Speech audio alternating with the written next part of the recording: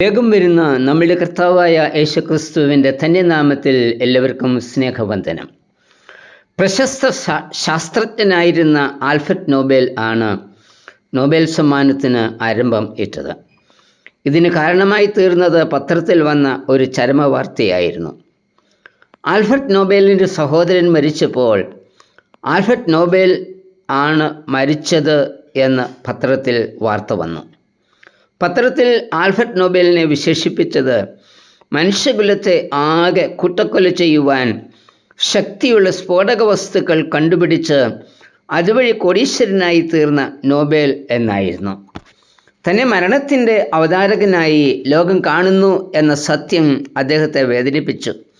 തൻ്റെ കണ്ടുപിടുത്തം ഗുണത്തെക്കാൾ ഏറെ ദോഷം ചെയ്ത് മനുഷ്യരാശിയുടെ സമാധാനം ഇല്ലാതാക്കുന്നു എന്ന തിരിച്ചറിവിൽ വേദനിച്ച് പിടഞ്ഞ് അദ്ദേഹത്തിൽ ഉണ്ടായ മാനസിക പരിവർത്തനം അതാണ് നോബൽ സമ്മാനത്തിലേക്ക് നീണ്ടത്.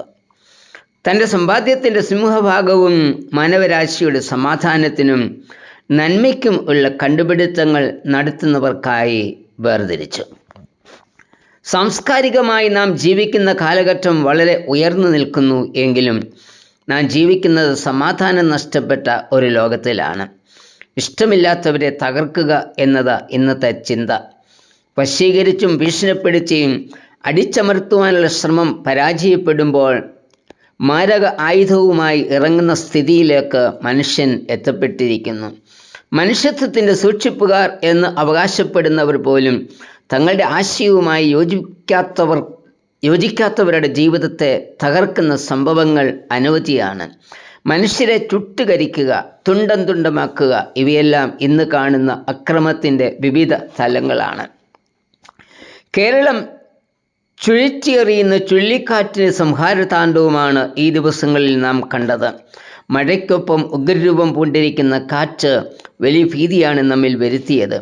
കഴിഞ്ഞ ആഴ്ചകളിൽ പത്തനംതിട്ട ആങ്ങമൂടിയിൽ വീശിയത് 65 കിലോമീറ്റർ വേഗതയുള്ള ചുഴലിക്കാറ്റാണ്. തൽഫലമായി വൃക്ഷങ്ങൾ പിഴുതുവീണും വൃക്ഷങ്ങൾ ഒടിഞ്ഞും ഉണ്ടായ നാശനഷ്ടങ്ങൾ അനവധിയാണ്. ഇവയെല്ലാം മനുഷ്യൻ്റെ സമാധാനം നഷ്ടപ്പെടുത്തുന്നു. ജോലി സംബന്ധമായ പ്രശ്നങ്ങൾ, ഒറ്റപ്പെടൽ, സാമ്പത്തിക പ്രശ്നങ്ങൾ, ശാരീരിക പ്രശ്നങ്ങൾ, അമിത മദ്യാസക്തി, ലഹരി ഉപയോഗം മുതലായവയാൽ സമാധാനം നഷ്ടപ്പെട്ട് അനേക കുടുംബങ്ങൾ ആണ് ഇന്ന് നശിക്കുകയും അനേകർ ആത്മഹത്യ ചെയ്യുകയും ചെയ്യുന്നു. ഇന്നത്തെ സാഹചര്യത്തിൽ നമ്മെ ആക്കി വച്ചിരിക്കുന്ന സമൂഹത്തിൽ സമാധാനം പകർന്നു കൊടുക്കുവാൻ വിളിക്കപ്പെട്ടിരിക്കുന്നത് വിശ്വാസ സമൂഹത്തെയാണ്. പൗലോസ് പറയുന്നത്, കഴിയുമെങ്കിൽ നിങ്ങളാൽ ആവോളം സകല മനുഷ്യരോടും സമാധാനം ആചരിക്കണം എന്ന റോമർ 12:18. നന്മയേക്കാൾ തിന്മയെയും നീതി സംസാരിക്കുന്നതിനേക്കാൾ വ്യാജത്തെയും ഇഷ്ടപ്പെടുന്നവരാണ് എവിടെയും. പകരത്തിന് പകരം ചെയ്യുക എന്നത് മനുഷ്യൻ്റെ രീതിയായി മാറിയിരിക്കുന്നു.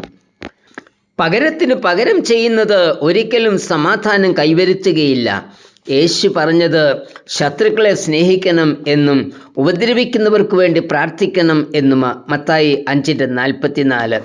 യേശു പഠിപ്പിച്ചത് നന്മ കൊണ്ട് തിന്മയെ ജയിച്ച് സമാധാനം ഉളവാക്കണം എന്ന.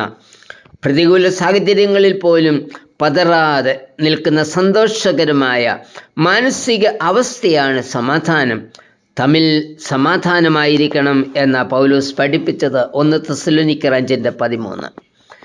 ഗിരിപ്രഭാഷണത്തിലെ കർത്താവിൻ്റെ വാക്കുകൾ പ്രസക്തമാണ്. കർത്താവ് പറഞ്ഞു, സമാധാനമുണ്ടാക്കുന്നവർ ഭാഗ്യവാന്മാർ, അവർ ദൈവത്തിൻ്റെ പുത്രന്മാർ എന്ന് വിളിക്കപ്പെടും. മത്തായി 5:9. റോമർ 12:20 സമാധാനം കൈവരുത്തുവാനുള്ള ഒരു മാർഗം ചൂണ്ടിക്കാണിക്കുന്നുണ്ട്. നിന്റെ ശത്രുവിന് വിശക്കുന്നുവെങ്കിൽ അവന് തിന്മാൻ കൊടുക്ക, ദാഹിക്കുന്നുവെങ്കിൽ കുടിപ്പാൻ കൊടുക്ക. അങ്ങനെ ചെയ്താൽ നീ അവൻ്റെ തലമേൽ തീക്കനലിൽ കുന്നിക്കും. സദൃശവാക്യം 25, 21, 22 വാക്യങ്ങളിൽ ഇത് തന്നെ പറഞ്ഞിട്ട് തുടർന്ന് പറയുന്നത്, അങ്ങനെ ചെയ്താൽ യഹോവ നിനക്ക് പ്രതിഫലം നൽകും എന്ന. അതുകൊണ്ട് നാം എന്ത് ചെയ്യണം? തിന്മയോട് തോൽക്കാതെ നന്മയാൽ തിന്മയെ ജയിക്കണം. റോമർ 12:21. ഒരു വിശ്വാസ സമൂഹമായിട്ട് കർത്താവ് നമ്മെ വിളിച്ചിരിക്കുന്നത് എന്തിനു വേണ്ടി? പകയുടെയും വിദ്വേഷത്തിൻ്റെയും കാപ്പട്യത്തിൻ്റെയും ആത്മാവിനെ ഉപേക്ഷിച്ച് സമാധാനത്തിൻ്റെ ആത്മാവിനെ പ്രവൃത്തിപഥത്തിൽ കൊണ്ടുവരുന്നതിന് നമ്മെ വിളിച്ചിരിക്കുന്നത്. അതായത് വിശ്വാസി സമാധാന പാലകൻ ആയിരിക്കണം. സമാധാനം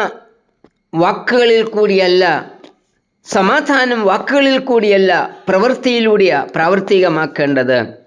അസമാധാനത്തിൻ്റെ വിത്തുകൾ എപ്പോൾ വേണമെങ്കിലും വിതയ്ക്കപ്പെടാം. അത് മുളയ്ക്കപ്പെടാതിരിക്കാൻ നാം ഓരോരുത്തരുടെയും ശ്രമം ആവശ്യമാണ്. ശത്രുവിനെ സ്നേഹിക്കുക എന്നത് കർത്താവ് നമുക്ക് നൽകിയ കൽപ്പനയാണ്. ആ കൽപ്പന അനുസരിക്കുമ്പോൾ മാത്രമേ ഭൂമിയിൽ സമാധാനം ഉളവാക്കുവാൻ നമുക്ക് കഴിയൂ. അപ്പോഴാണ് നാം ദൈവത്തിൻ്റെ പുത്രന്മാർ എന്ന് വിളിക്കപ്പെടുന്നത്. കർത്താവേ, നന്മയാൽ തിന്മയെ ജയിച്ച് സമാധാനമാചരിപ്പാൻ എന്നെയും സഹായിക്കണമേ. ആമേൻ.